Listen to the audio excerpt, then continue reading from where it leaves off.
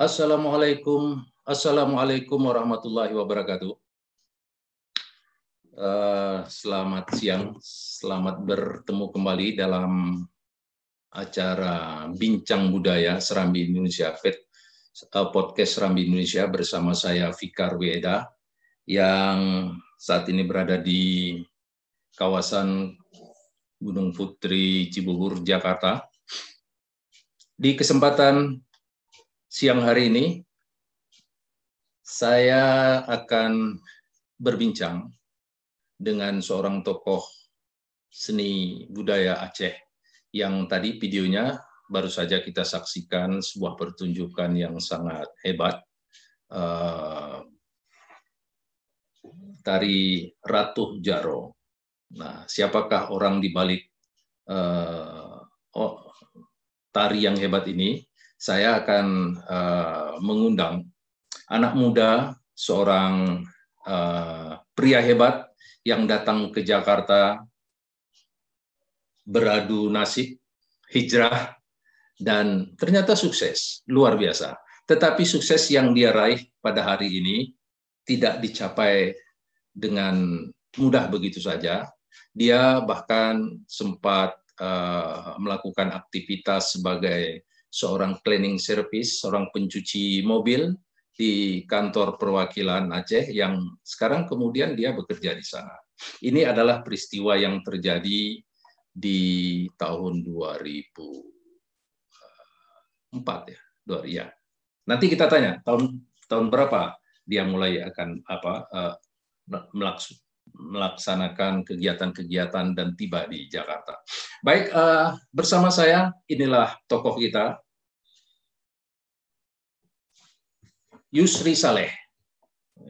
Yusri Saleh alias Dek Gam. Kita memanggilnya Dek Gam, tapi beliau ini terkenal dengan julukan yang hebat, The King of Ratuh Jaro. Assalamualaikum, Yusri Saleh alias Dek Gam alias The King of Ratuh Jaro. Waalaikumsalam warahmatullahi wabarakatuh, Bang Fikar. Baik. Apa kabar? Alhamdulillah sehat ya. Alhamdulillah Bang. Ya. Baik, para partisipan yang terhormat, ini adalah Bincang Budaya Podcast Serambi Indonesia yang Anda akan bisa ikuti di jaringan media sosial Serambi Group melalui akun Facebook serambinews.com, kemudian Instagram, juga ada di YouTube, dan Anda apabila mau berpartisipasi, ingin menanyakan sesuatu, mengomentari sesuatu, silakan nanti Anda menuliskan pertanyaan atau komentar di kolom komentar serambinews.com. Saya ingin menyapa para partisipan yang sudah hadir di serambinews.com. Ada Murizal Hamzah, mantap Dek Gam, yang latih anak SMA dipakai pada pembukaan Asian Games. Mantap. Ada Bambang Pramusinto, nih, beliau sedang menonton. Pak Bambang ini manajer top di salah satu hotel top di Banda Aceh. Kemudian ada Dedi Rinaldi dan lain-lain. Wah, banyak. Kalau di catatan yang menonton secara langsung, ini sudah tercatat 102 pasang mata yang menyaksikan acara ini sementara. Baik, Dek Gam. Anda membawa Rapai, berbekal Rapai mengguncang dunia. Sesungguhnya sudah berapa negara yang Anda kunjungi dengan berbekal Rapai? Assalamualaikum warahmatullahi wabarakatuh. Untuk berbicara ini langsung Bang Fikar nanya berapa negara ya? Ya, kira-kira. Sebenarnya berangkat ke Jakarta itu udah menjadi sebuah cita-cita dulu, karena kita berpikir Aceh yang non jauh di sana, apalagi saya seorang anak kolong, untuk mengharap berangkat ke Jakarta ya sangat sulit. Tapi alhamdulillah langkah dikasih, kita berangkat ke Jakarta. Kalau ditanya berapa negara, ya ada sekitar 15 atau 12, 13, ya lebih kurang 15 negara lah Bang. 15 negara ya. Tetapi ya, udah mencakupi 5 benua barangkali ya? Hampir Bang, mudah-mudahan. Hampir. Mungkin benua Antartika ya? Australia. Jangan Bang, jangan Antartika jangan dulu Bang. Baik, mungkin ya sekitar saya percaya bahwa Anda sudah mengunjungi banyak negara, 15 saya kira lebih dari 20 negara lah barangkali. Anda sudah kunjungi dengan membawakan Ratu Jaro. dari Ratu Jaro ini. Sebelum kita berbicara tentang Ratu Jaro, tadi di awal saya sudah menyampaikan bahwa Anda meraih sukses ini bukan langsung begitu saja meraih kesuksesan, tetapi penuh dengan perjuangan. Nah, tolong Dek Gam ceritakan sedikit. Bagaimana Anda tiba di Jakarta? Kabarnya, saya tidak tahu. Kabarnya Anda dulu punya uang di kantong hanya 200.000, sampailah di Jakarta naik bus.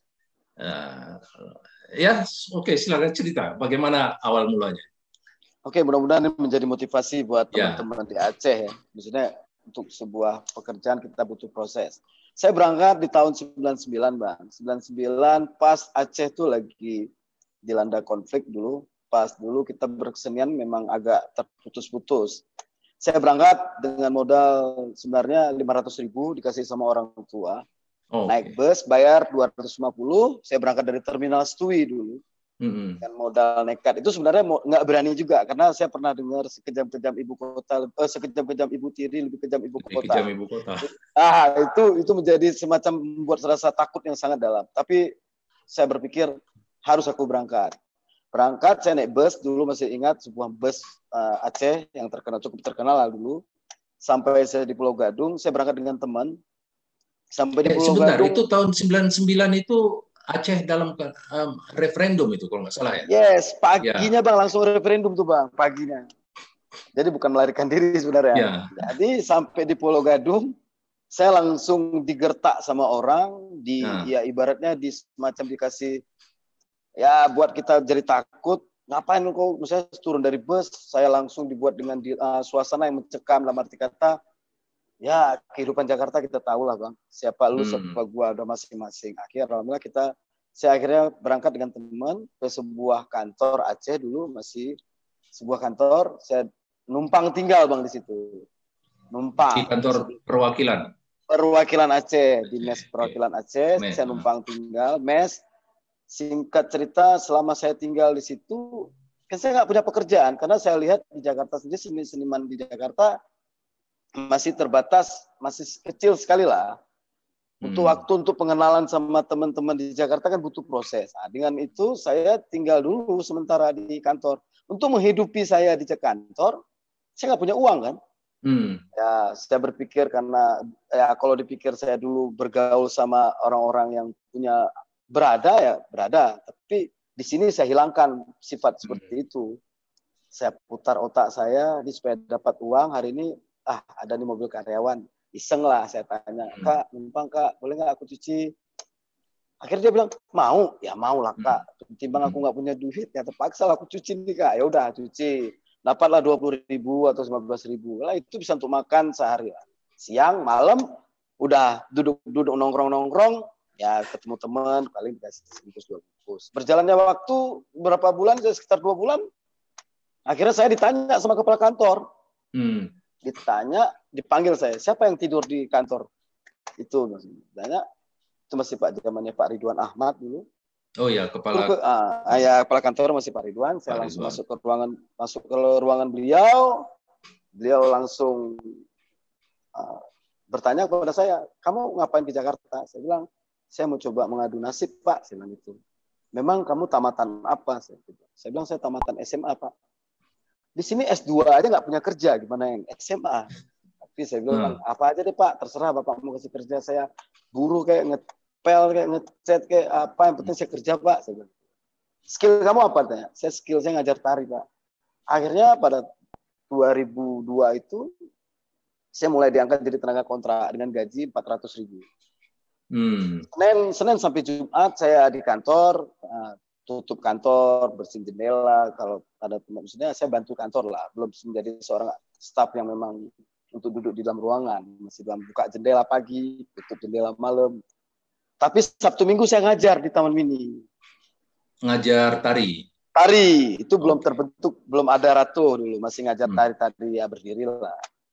Berjalannya waktu, pas tahun 2000 itu ada festival tari tingkat nasional, Bang. Disitulah pertama sekali alhamdulillah saya bisa membuktikan kalau tari Aceh ini bukan hanya satu. Dulu kan masih terkenal Rampai Aceh, Bang. Jadi saya mencoba kolaborasi dengan seorang koreografer Aceh, Pak Rijal dulu. Alhamdulillah kita dapat 10 pengaji terbaik, dapat koreografer terbaik. Itu mewakili apa dulu? Aceh, Bang, mewakili Provinsi Aceh dulu, Bang. Oke. Nah, kita panggil penari dari Jakarta tapi mewakili Aceh. Dulu juara umumnya Papua. Dari situ tuh menjadi sebuah ajang mencari bakat. Jadi ada seorang seorang koordinator sebuah grup lah di Jakarta melihat saya, dia panggil setelah acara selesai, dipanggil, kamu mau ngajar tempat saya? Oh boleh, saya bilang. Apa yang bisa kamu ajarin? Ya saya lebih ke tarian duduk, saya bilang gitu. Ya udah, kamu belajar. Dia tanya berapa honornya? Saya bilang karena saya dengar teman-teman bilang 100.000. Dia bilang itu terlalu mahal untuk ukuran seorang kamu, 100.000. Saya ada duit cuma 50.000. Ya udah, penting saya udah ada duit itu setiap latihan. Dari situlah pelan-pelan saya mulai merambah. Saya mulai ada di dalam sanggar itu ada anak SMA dulu, SMA 70. Dia ngajak. Itulah pertama sekali, Bang, saya mulai ditahu orang lah untuk bisa berbuat sesuatu tarian Aceh. Itu pertama kali SMA 70, Bang, latihan yang pertama kali saya ngajarin. Dulu tuh SMA 70 tuh lihat tarian Aceh, mereka mandangnya sebelah mata, Bang. Maksudnya gini, dulu kan masih musimnya modern dance, Bang. Modern dance, cheers. Jadi saya masukkan tarian Aceh, bagi mereka, kampungan itu sebenarnya. Tapi ya saya coba, saya bilang, apa-apa deh, berapa orang yang ada, 5 atau 7, apa-apa, yang penting kita latihan. Bang, kami nggak punya duit, nggak apa-apa, berapa ada uang kalian, terserah. Yang penting abang ada tempat untuk latihan. Dari situlah, Bang, saya mencoba berbuat sesuatu tarian. Yang akhirnya saya berpikir dulu Rampai Aceh terkenal di Jakarta, tapi kan tanpa ada memegang Rapai. Jadi Rapai ini menjadi sebuah modal saya nih, Bang, di Jakarta sebenarnya. Tanpa Rapai, Degam itu tidak ada apa-apanya, Bang. Tuh, Bang. Jadi memang betul-betul bawa Rapai lah ya. Rapai itu menjadi ibaratnya senjata saya tuh, Bang, hidup di Jakarta.